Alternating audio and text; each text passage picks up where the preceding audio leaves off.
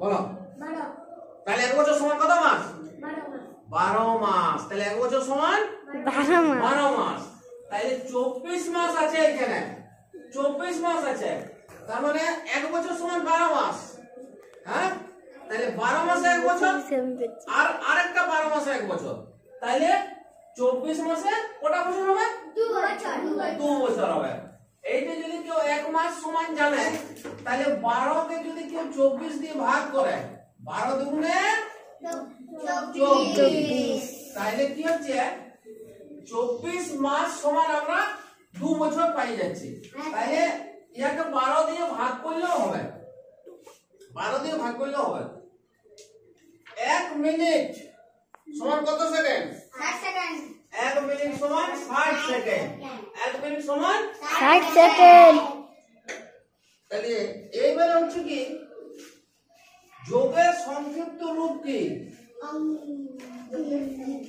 গুণ। গুণ। এই যে আমি 2 যুক্ত 2 যুক্ত 2 যুক্ত 2 যুক্ত 2 যুক্ত 2, তাহলে কত হলো? 1 2 3 4 5 6টা আছে। তাহলে 6টা 2 কে আমি যদি গুণের আকারে করি, তাহলে খুব সহজে এটা 6 দুগুণে 12। তাহলে যোগের সংক্ষিপ্ত রূপ হচ্ছে গুণ। তাহলে যোগের সংক্ষিপ্ত রূপ হচ্ছে গুণ।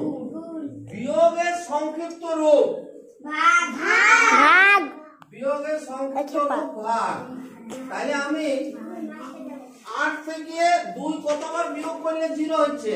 তাহলে 8 থেকে আমি একবার 2 বিয়োগ করলাম 6 হলো। 6 থেকে আমি আরেকবার বিয়োগ করলাম 4 হলো।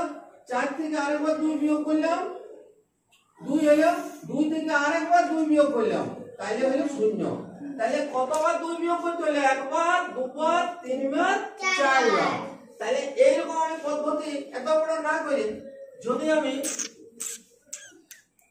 2 কে 8 দিয়ে ভাগ করি, তাহলে 2 4 এ 8, তাহলে আমার সহজে বুঝে যাচ্ছি। তাহলে বিয়োগের সংক্ষিপ্ত রূপ হচ্ছে ভাগ। বিয়োগের সংক্ষিপ্ত রূপ হচ্ছে ভাগ। এইবারে কি 12 বিযুক্ত 12 সমান 0। তার মানে কি আমার কাছে মনে করো 12টি জিনিস আছে। হ্যাঁ, আর আমি 12টা জিনিসে তারপরে অন্য লোককে দিয়ে দিলাম, তাহলে আমার কাছে কতগুলো থাকবে? 0টা। 0টি থাকবে। তাহলে 12 বিয়োগ 12 সমান 0। তাহলে এইখানে আছে 8 বিয়োগ 0। স্যার 8 হবে। 8 হবে। 8 0। 8 থেকে যদি আমি 0 মানে তো কিছুই নাই, তাহলে 8 এর থেকে যদি 0 বিয়োগ দিই, তাহলে সেই সংখ্যাটাই হবে 8 হবে। তাহলে 8 এর থেকে 0 বিয়োগ করলে সেই সংখ্যাটাই হবে। তার মানে কত হবে? 8 হবে। 8। তাহলে এটা 8 হবে। এবারে 6 এর সাথে যদি আমি 0 যোগ করে এরকম, তাহলে কত হবে? 6 হবে। তার মানে 6 এর সাথে যে কোনো সংখ্যা, এই 6 এর সাথে যদি 0 যোগ করা হয়, তাহলে সেই সংখ্যাটাই হয়। তাহলে যোগ এবং বিয়োগের সময় যোগ ও 0 এর সাথে যদি বিয়োগ করি, মানে কোন সংখ্যা থেকে যদি 0 বিয়োগ করি বা কোন সংখ্যা থেকে যদি 0 যোগ করি, তাহলে দুটো ক্ষেত্রে সেই সংখ্যাটাই হবে। যেমন 8 বিয়োগ 0 সমান 8, 6 যোগ 0 সমান 6। কিন্তু গুণের সময় নিয়মটা আলাদা।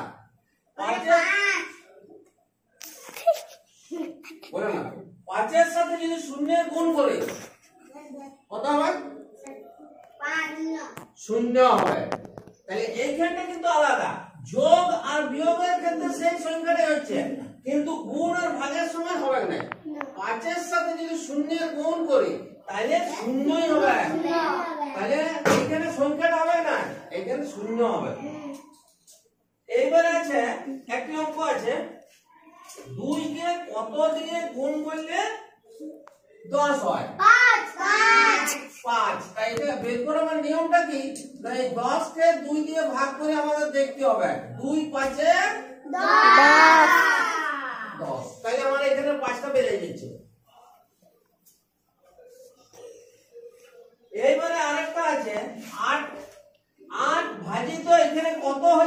হবে 4।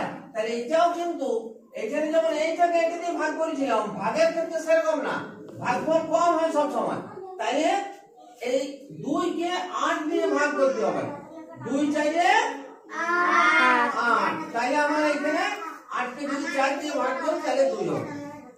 আর তারপরেরটা তো খুব সহজ, 25 এইখানে কোন চিহ্নটা বসবে? এখানে 25 আছে, এখানে 30 আছে। 30 এর দিকে খোলা মুখটি, 30 এর দিকে খোলা মুখটি। এবারে এগুলো করে আমাকে দেখাও, আমি সব আলোচনা করে দিয়েছি।